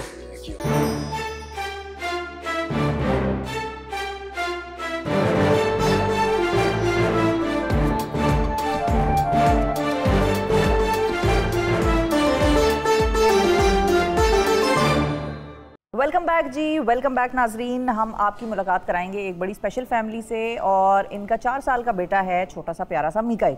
मीकाइल को हम सब की मदद की ज़रूरत है, और मीकाइल को कॉम्प्लेक्स कंजेनिटल कंडीशन से मीकाइल गुजर रहा है, और ज़ाहिर है उसकी फैमिली भी उसके साथ सफ़र कर रही है, और हमने मीकाइल को इस तकलीफ से निजात दिलानी है। अब उसके लिए हमें क्या करना है, डॉक्टर्स की क्या मदद दरकार होगी। बहुत सारे डॉक्टर्स हमारा शो देखते हैं, और डॉक्टर्स को तो हम देखते हैं अच्छा इज्जत भी बड़ी देते हैं। तो जो डॉक्टर्स इस फील्ड से रिलेटेड हैं, अगर वो अपनी हेल्प ऑफर करना चाहें, यू हैव आवर कॉन्टैक्ट्स, और आप प्लीज़ सामने आएँ और मदद करें। हमारे साथ मीकाइल कैसर मौजूद हैं, उनकी वालिदा सारा कैसर साहिबा मौजूद हैं, उनके वालिद साहब मोहम्मद कैसर, और उनकी बहन छोटी मनाल जो हैं वो भी हमारे साथ मौजूद हैं। और हमारे साथ मौजूद हैं डॉक्टर मोहम्मद एजाज़ भी, जो कि कार्डियोलॉजिस्ट हैं, और उनसे हम इस कंडीशन को ज़रा समझेंगे भी। अस्सलाम वालेकुम, बहुत शुक्रिया आप लोगों ने वक्त निकाला। सारा पहले तो हम चाहेंगे आपसे ज़रा हम आगाज़ करें कि मीकाइल की जो कंडीशन मैंने बताई है उसको आप ज़रा एलेबोरेट कर दें कि ये है क्या।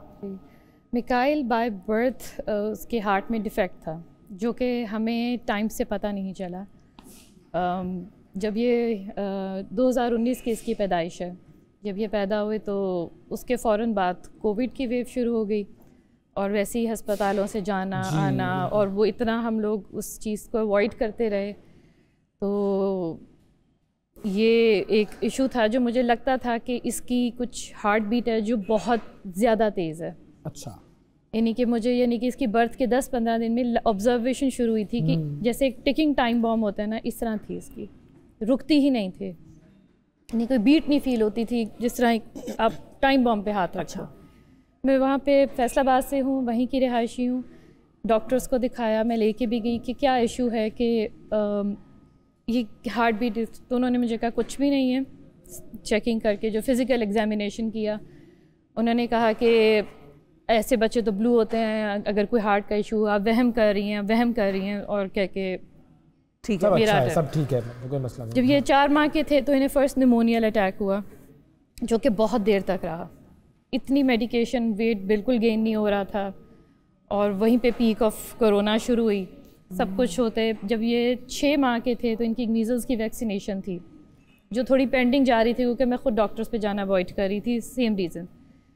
जब मैं गई हूँ तकरीबन ये तब 7-7 माह के हो चुके थे, तब उन्हीं डॉक्टर ने फिर मुझे कहा कि इसकी फ़ौरन एको कराएं, क्योंकि वैक्सीनेशन के साथ ही मैंने कहा कि मैं ज़रा एक चेकअप भी करा लूँ बच्चे का, क्योंकि बर्थ हुई हुई है। उससे पहले ये भी बता दूँ कि इसका वेट गेन नहीं था। ये 3 आउंस मिल्क भी घंटों में पीता था, बहुत ज़्यादा स्वेटिंग हो रही थी इसको, और जो खाता पीता था वो वॉमिट कर देता था, हज़म ही नहीं कर पाता था। और ये चीज़ें मेरे लिए बिल्कुल एक न्यू थी, क्योंकि मुझे पता ही नहीं था ऐसे इशू क्या है और ये हो क्या रहा है मेरे साथ। जब पहली एको हुई तो पता चला कि इसके हार्ट में एक नहीं बेतहाशा सुराख है। अच्छा। बेतहाशा है, लाइक स्विस चीज़ हार्ट कहते हैं, जिस तरह जो एक हम जिन कार्टून्स में चीज़ देखते हैं जिसमें सुराख ही सुराख होते हैं, बेसिकली इसकी हार्ट कंडीशन वो है कि जो निचली दीवार है वो है, इतने बड़े 2 सुराख हैं कि वो जो एक छोटी सी सिम्टम है, डॉक्टर ने कहा ये सिंगल वेंट्रिकल ही कहते हैं हम। अच्छा। और वॉल्व में भी, यानी कि काफ़ी छेद दिल में। इस पर हम डॉक्टर साहब को भी ज़रा थोड़ा सा इंगेज कर लें मेरे ख्याल में। सर, इस कंडीशन के बारे में थोड़ा सा अगर आप हमें बता सकें कि ये क्या होती है और ये कितनी कॉम्प्लिकेटेड होती है। जी बहुत शुक्रिया। एक्चुअली जो बाय बर्थ या जिसको हम कंजेनिटल हार्ट डिजीज़ कहते हैं, उनको हम ब्रॉडली 2 में क्लासीफाई करते हैं। एक होती हैं सिंपल, एक होती है कॉम्प्लेक्स। सिंपल मीन के they are easily correctable after birth, ठीक है, उनको मोस्टली करेक्ट किया जाता है। आइदर वो परक्यूटेनियस, जिस तरह हम एंजियोग्राफी के ज़रिए कुछ को ठीक कर लेते हैं, और कुछ ऐसी भी होती हैं जो थ्रू सर्जरी हो सकती हैं, तो वो हैं सिंपल। कुछ होती है कॉम्प्लेक्स, जिस तरह के मिकाइल बेचारा सफ़र कर रहा है, तो कॉम्प्लेक्स में भी आगे बहुत सारी वैरायटीज़ हैं, बहुत सारी इसमें आगे टाइप्स हैं। उसमें यूनिवेंटिकुलर हार्ट समटाइम है कि जिस तरह बताया कि बहुत सारे सुराख हैं, तो एक्चुअली हार्ट के जो 4 चैम्बर्स हैं उनकी एक पार्टीशंस होती हैं, ठीक है। तो वो यूनिवेंट्रिकुलर हार्ट में तो फिर एक ही चैम्बर रह गया, बाकी चैम्बर्स तो हैं ही नहीं, तो उसी में ही गंदा खून आ रहा है, उसी से ही साफ खून की आगे बॉडी को सप्लाई होनी है, तो वो प्रॉपर फंक्शन नहीं हो सकता। तो वो डेफिनेटली बॉडी जो लंग्स में एक जो डीऑक्सीजनेटेड, जिसमें ऑक्सीजन कम है, बॉडी से यूज होकर जब ब्लड आता है तो हार्ट उसको लंग्स में भेज रहा होता है जी। तो वहाँ से ऑक्सीजनेटेड होकर जो साफ खून वापस दिल में आता है वो फिर पूरी बॉडी में सर्कुलेट करता है, ठीक है। तो बेसिकली ये एक इसकी बड़ी क्लासिफिकेशन है कि ये सायानोटिक, इसमें गंदे खून की मिक्सिंग ज़्यादा हो रही होती है और बॉडी में भी वही सर्कुलेट हो रहा होता है। अच्छा, कैसे वजह से मुझे थोड़ा सा ये भी बता दें कि, और हमारे नाज़रीन को भी, कि अब इनके इलाज के हवाले से डॉक्टर्स ने क्या कहा है, और जो नीड, जो फाइनेंशियल नीड है, जो बाकी जो डॉक्टर्स की आपकी जो नीड है, वो भी थोड़ा सा एलैबोरेट कर दें प्लीज़। अच्छा, इसको हमने वैसे तो पाकिस्तान के जितने भी मेन बड़े कार्डियोलॉजिस्ट हैं, हम उन सबको कंसल्ट कर चुके हुए हैं, इधर इन लाहौर, कराची, इस्लामाबाद, दिल्ली। तो इसमें जो डॉक्टर ने एडवाइस किया, एक तो वो यूनिवेंट्रिकुलर हार्ट है,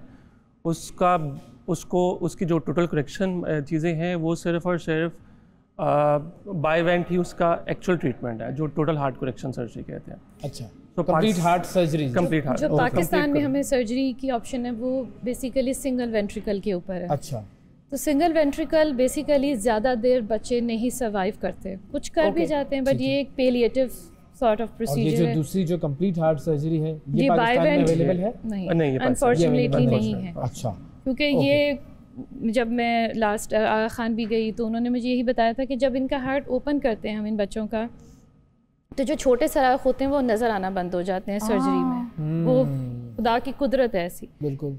तो बड़ा तो बंद कर देंगे, बड़ा नजर आ रहा है वो आपको।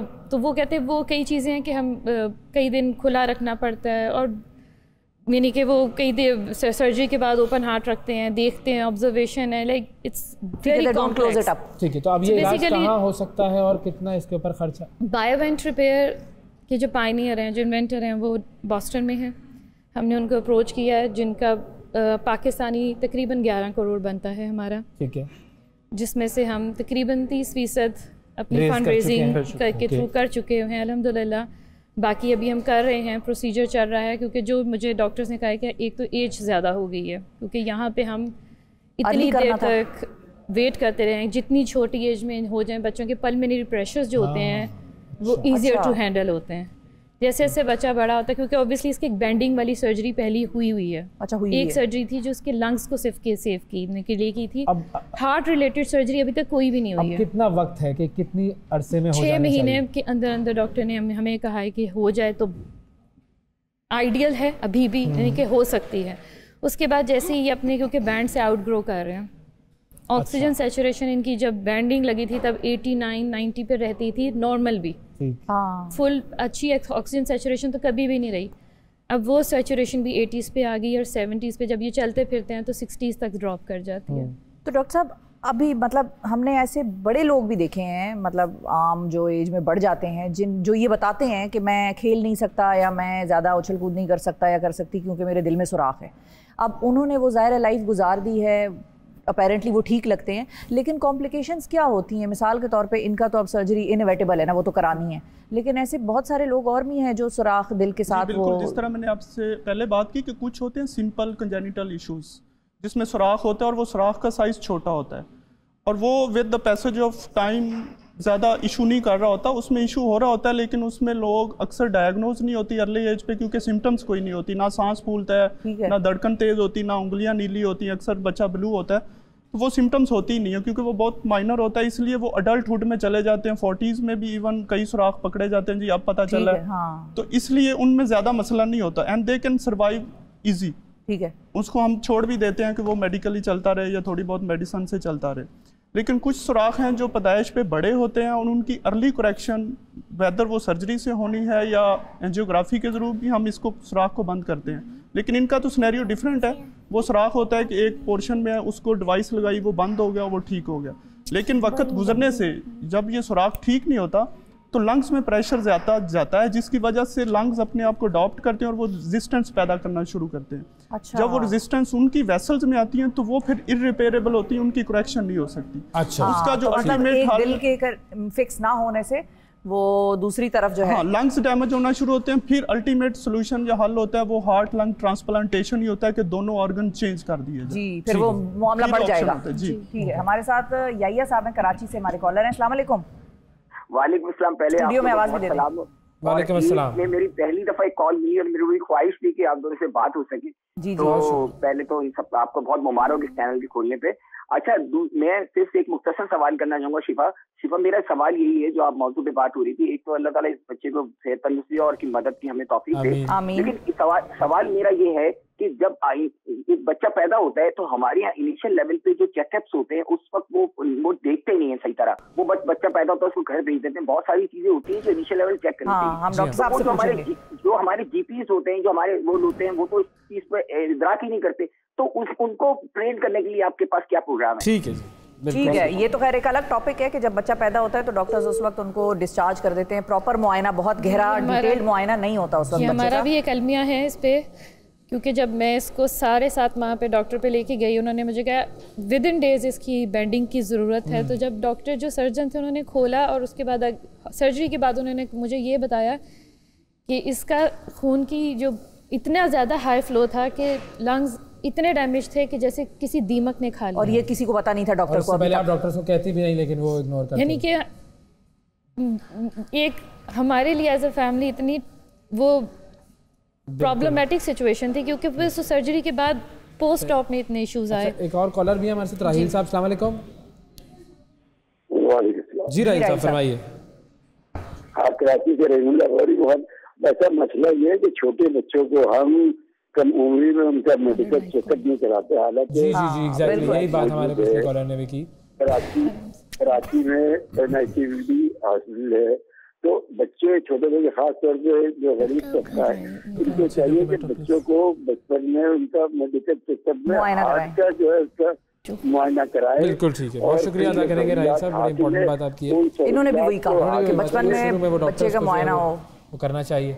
अच्छा, अब आपसे किस तरह रब्ता किया जा सकता है ये भी हम चाहेंगे कि हमारे नाजरीन को बता दें।